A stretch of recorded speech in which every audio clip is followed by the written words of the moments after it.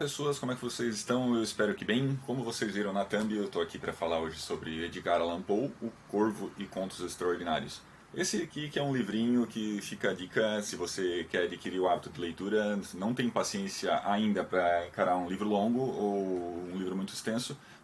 Ele é recheado com uma série de contos, pequenos contos, alguns um pouco maiores que os outros, mas você não corre o risco de enjoar antes de terminar, como aconteceu o comentário comigo no trabalho uma vez que eu estava lendo A Riqueza das Nações e o cara falou que nunca ia ler um livro desse tamanho porque sabia que ia desanimar de ler antes de terminar.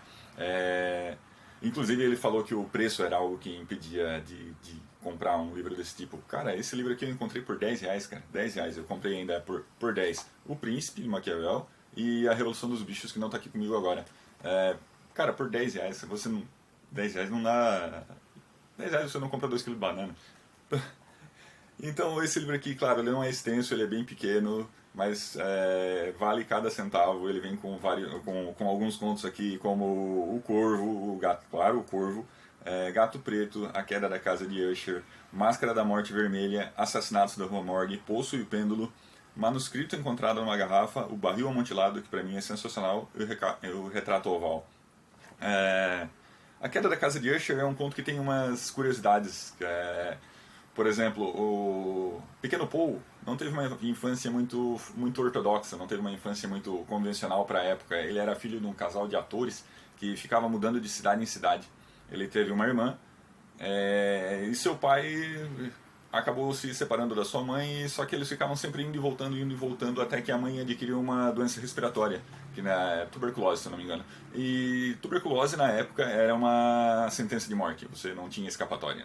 Então foi feita até vaquinhas para comprar, para auxiliar no tratamento dela, algumas peças de teatro para arrecadar dinheiro. Só que infelizmente ela veio a falecer e o pequeno Paul e a irmã ficaram sob os cuidados de um outro casal da companhia chamado os Usher. Depois eles foram adotados e inclusive foram separados, ele da irmã, coisa que incomodou o pequeno Paul durante a vida. Só que os Usher, eu não sei se eles serviram de inspiração apenas cedendo o nome ou se eles eram realmente como no livro, pessoas melancólicas, tristes e decadentes. Do que consiste o conto A Queda da Casa de Usher? A Queda da Casa de Usher fala do seguinte: o protagonista sem nome, como é comum em todos os contos de horror, seja Lovecraft ou Edgar Allan Poe, ele serve inclusive para que você crie uma relação mais intimista, você se imaginar mais fácil na pele do protagonista, como os primeiros jogos desse cara aqui, onde o protagonista não fala, para que você se sinta no lugar dele. Inclusive ele não tem muita personalidade. Pode-se dizer que o protagonista da Queda da Casa de Usher também não tem muita personalidade, para que você se coloque no lugar dele. Do que consiste o conto? O protagonista recebe a carta de um amigo de longa data, dizendo que ele está com uma doença que ele sabe que essa doença é fatal. Todos os membros da família foram acometidos por ela, a irmã já está num estado muito mais avançado e ele é o último, né? Eles são os últimos da família.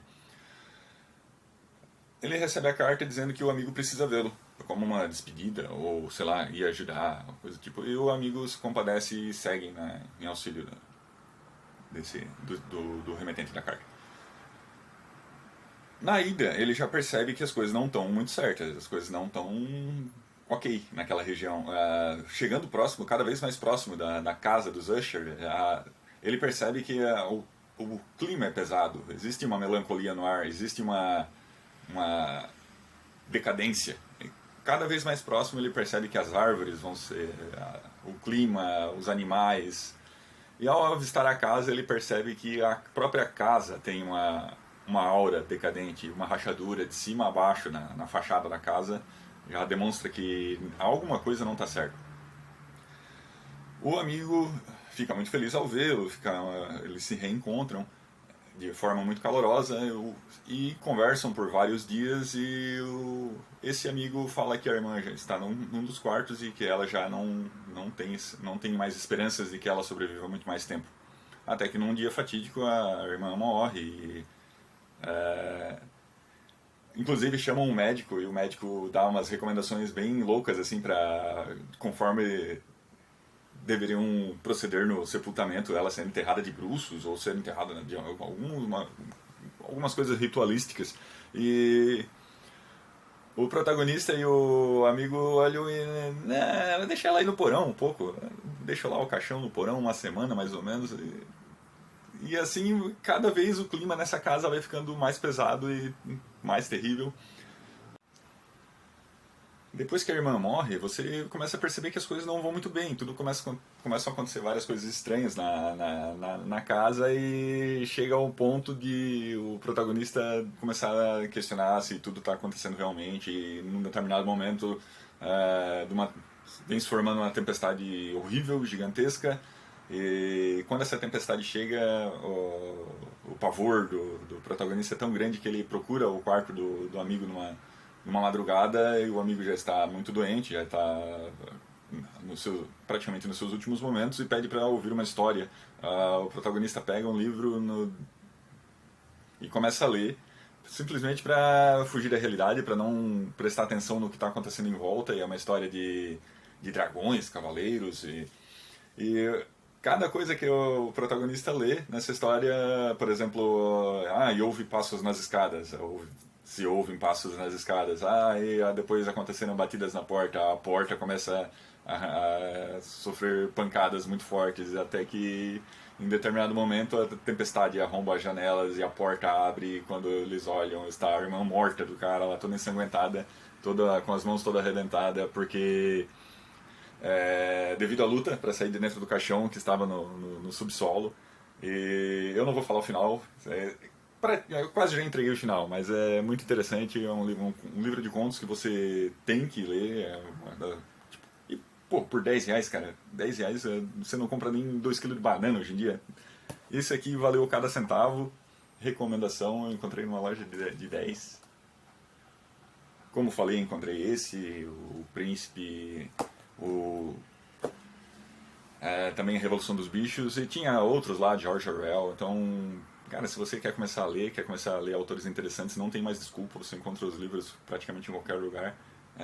E um recadinho, se a vibe de vocês é uma literatura mais leve, uma literatura mais infanto-juvenil, a minha filha tem um perfil no Instagram que trata só sobre contos e livros infanto-juvenis, vou deixar o link na descrição.